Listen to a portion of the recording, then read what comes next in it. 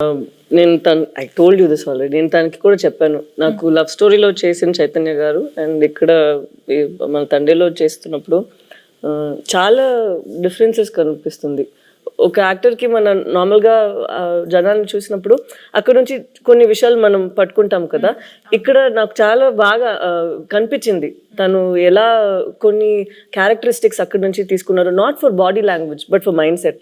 ఎలా వాళ్ళు ఆ మైండ్ సెట్ ఉంటే మనకి అప్పుడు యాటిట్యూడ్ కూడా వస్తుంది. అది మాట్లాడినప్పుడు not the Masih once but at least for the ప్రేమతో మాట్లాడినప్పుడు, లేదంటే తన కోపాన్ని లోపల పెట్టినప్పుడు.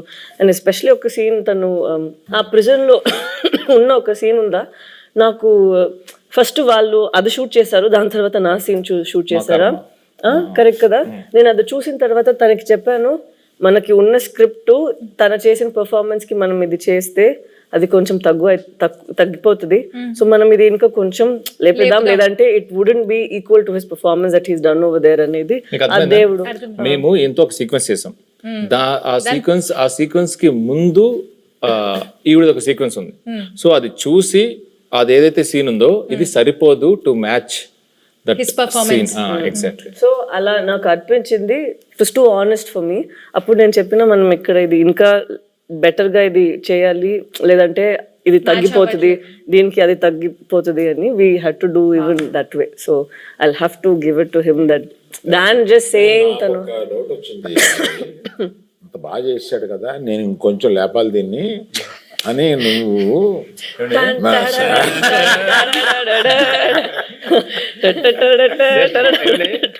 ఇక్కడ సరదాగా మాట్లాడుకున్నాం.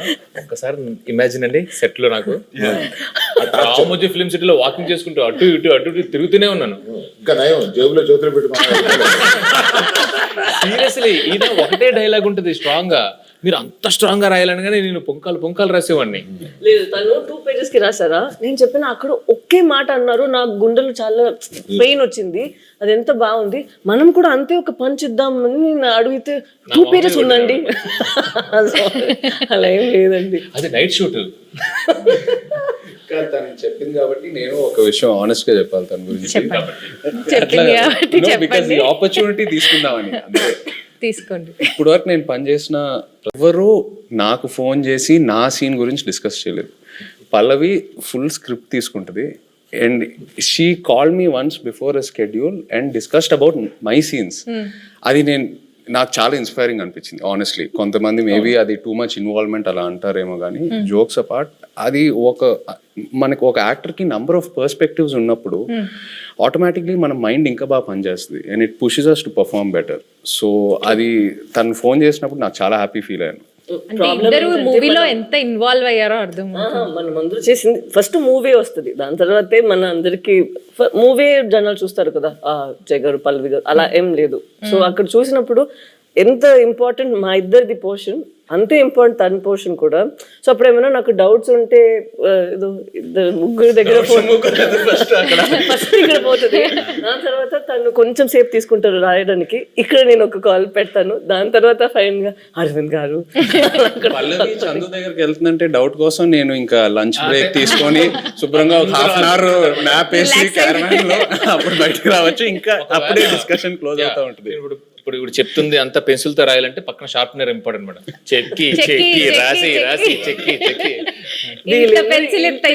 కదా, స్క్రిప్ట్ కి మన చేసినకి ఏం డిఫరెన్స్ లేదు. అక్కడ ఏంటంటే లేదు పర్ఫార్మెన్స్ లో మనం ఏం బయట ఇప్పుడు ఇలా ఇంత సీన్స్ ఉంది, అది మనం క్రష్ చేసి ఒక చిన్న పంచ్ లాగా చేసేద్దాం అంతే.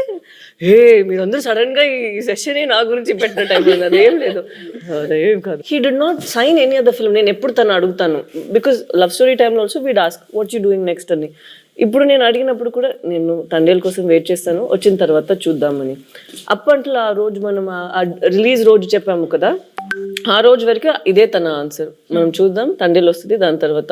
So such nice approach where you completely surrender ఒక ఫిల్మ్ కోసం. అది